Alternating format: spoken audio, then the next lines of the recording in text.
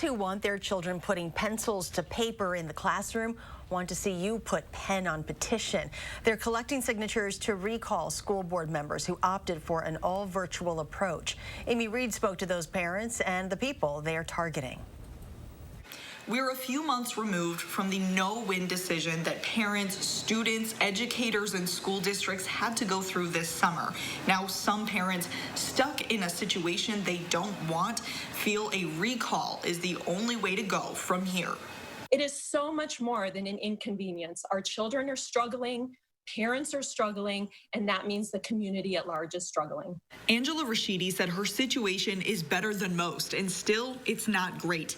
The parent of 3 elementary-aged kids and her husband can work from home, but she knows many who aren't as lucky. I have heard from so many parents that are just struggling. They are leaving their children home unsupervised because they have no other choice. That pushed her to what she calls a last resort, a recall effort against 2 school board members who voted to do virtual schooling this year.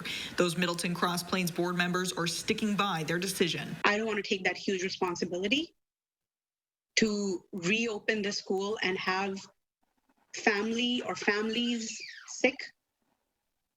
I don't think that was the right choice. Minza Kareem said she didn't think the district's plan was safe enough, and she felt it placed too big of a burden on teachers to simultaneously juggle in-person and virtual instruction on top of added risks. Doctors know the decision is tough. There are so many factors that go into that planning about safe return to schools.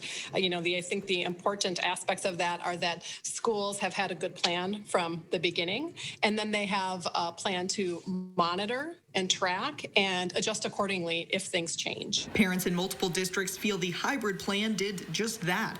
In Mount Horeb, a vast majority of parents cited against virtual only, but the board still chose that direction. That's led to a recall effort there, too. One parent I spoke with said her main goal from this is to get a learning model that works for more parents. So if the board could do that, she would drop this effort. But board members said this is about health and safety, and they aren't changing their minds, even if they lose their jobs over it. These efforts are in the very beginning stages. We will continue to bring you major updates as this story develops.